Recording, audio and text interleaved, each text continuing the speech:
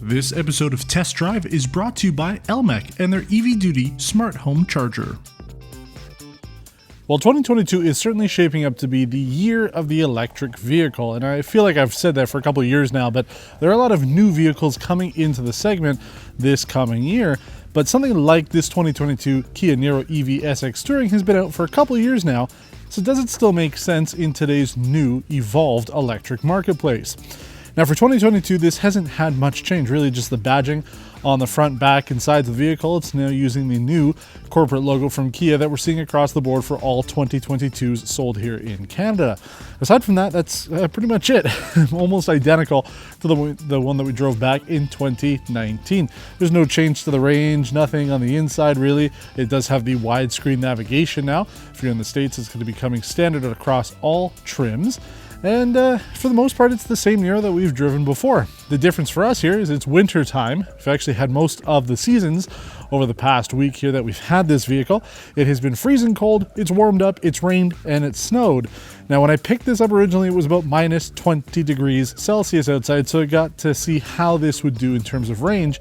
And we're looking at, kind of minus 20 degree weather. You're getting about 279, 280 kilometers of electric range. And that makes sense because when we tested the Kona Electric, the cousin vehicle to this, it's pretty much what we got in the winter. Now, this is supposed to do about 385 kilometers in the summer in ideal conditions. We did test it. We did just over 400 kilometers before pretty much running out of electricity. And that is pretty good for a second generation electric vehicle like this. But does this vehicle still make sense now that something like the Kia EV6 is coming out? The EV6 can be configured for about the same price as this, about $55,000 Canadian. Yeah, you do get less stuff with that. But the EV6 starts at $47,000 Canadian for the regular range, the standard range rear-wheel drive only, which has about 373 kilometers of range, so just a little bit less than this. And then if you go with the long-range one, 499 kilometers. That also adds a heat pump like this Niro EV has, making that a little bit more in line. That was also about the same price. You could go fully loaded, you go with the GT Line Package 2, which is what's available as of now. You're looking at about $64,000 more, but it has a all-wheel drive system in it, plus that long-range battery and quite a bit more space. I actually did drive the Hyundai Ioniq 5 last week. I only had a short drive with it, about 100 kilometers, but I got to see how that vehicle performed. Much more space, nicer interior, nicer tech on there. One major flaw is there's no rear wiper, so when I was driving, it was slushy out. The back window was completely covered in snow and slush, so you can't see out of it. So one flaw there that unfortunately will be available on the EV6 as well. But I want to take this on the road. I want to talk about whether or not it is going to make sense to still buy something like the Niro EV in 2022, considering the EV6 has more range, a little bit less tech, but more space for about the same price. And this is fully loaded, whereas the EV6 has a little bit more potential. Yeah, even though winter is more or less over, I don't want to jinx it, but things are starting to warm up, things are starting to melt, things are kind of getting back to normal around here. But it is still nice to be able to test some of these electric vehicles in different climates. So it's one of the reasons why I booked the Niro, even though we already did it a couple of years ago, and there really isn't anything that's changed. But I wanted to see how it performs in the winter and to see if that is similar to the Kona when we drove it. Because like I said, we did the Kona in the middle of the winter. I think it was around this time too. So very similar weather conditions. And so far, it's been working out pretty well. I mean, the range right now is about 320 kilometers, but it's also warmed up quite a bit from when I filmed even the intro, the stuff that you just watched a minute ago. I did that like 2 hours ago, not even. And it's already warmed up quite a bit to go from, having 280 kilometers of range up to 320. So the temperature makes a big difference when you're driving these electric vehicles. So what can I tell you about the Niro? Well, like I said, I drove the Hyundai Ioniq 5, the new sort of compact crossover, luxury-ish kind of whatever they're trying to call it, this new electric vehicle on the new Korean electric vehicle platform. So far, it's pretty promising, aside from the lack of a rear wiper. I don't know who would have put a vehicle into production without some way to clear the rear of that window, because I mean the glass sits essentially right on the back. It's just like a hatchback. It's just like any other crossover out there. So I do not understand why there is no wiper blade back there. And like I mentioned, there is supposed to be a camera.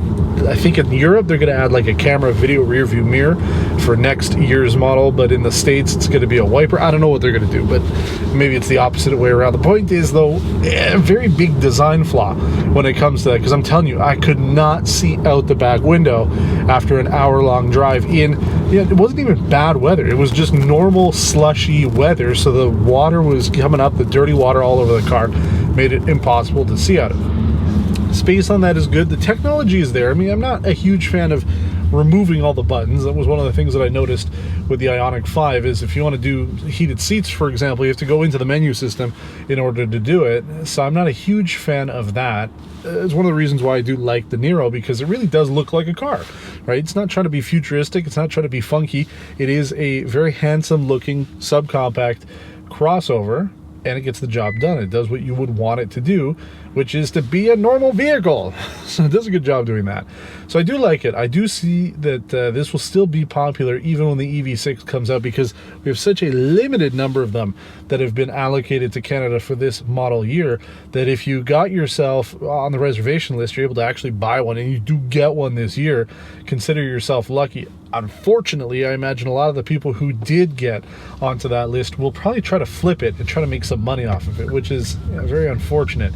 And I think that people should just buy the cars that they want and drive them instead of trying to profit off of the limited supply, but that's another episode we could talk about at length. So yeah, there's going to be some serious reasons to consider that vehicle, but this will still be sold. So is it worth it? I'd say so. I do think that this works out a lot better than the Focus Electric. Obviously, it's like double the range, so you can do a whole lot more with it. Yeah, I don't have as much range anxiety with this vehicle, but yeah, you still have it. You know, it's still a little bit in the back of your mind as you're driving around.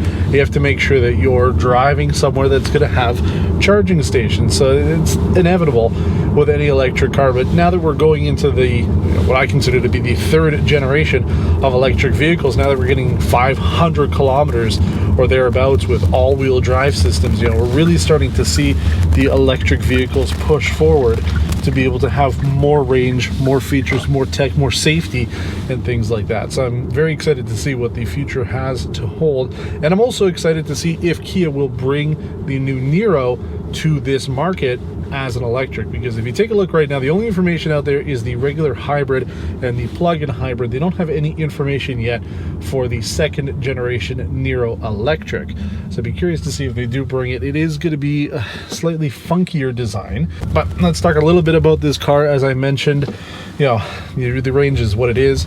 Comfort is pretty good for a subcompact vehicle. You know, I mean, there's not a ton of space in here, but it does work for me as a big guy. Family of three, we all fit in here, no problem. Trunk space is pretty decent as well. Yeah, I wouldn't necessarily think about doing a road trip on this. And you can see even on some of the slightly bumpier roads here, it does not quite eat them up as well. So suspension is a little firmer and not in a sporty way. But aside from that, you know, the interior road noise is pretty decent, and seat comfort is good. Performance is all right as well.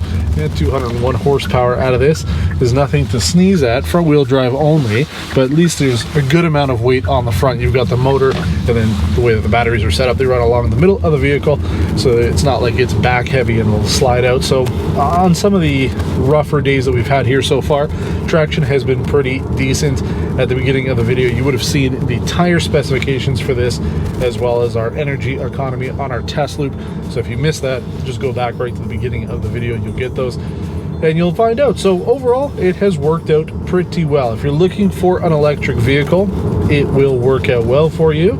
If you're here in Quebec, where you get all $13,000 worth of rebates, it's certainly worth it, because you're looking at a $55,000 MSRP. All of a sudden now that goes down to $42,000. It's quite a bit more affordable than a lot of other vehicles out there, so it makes sense. So that's what you're looking at.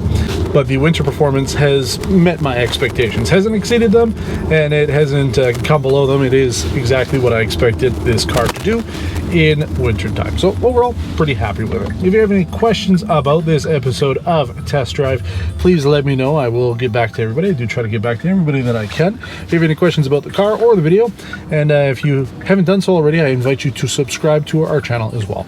Until next time, thanks for watching and take care.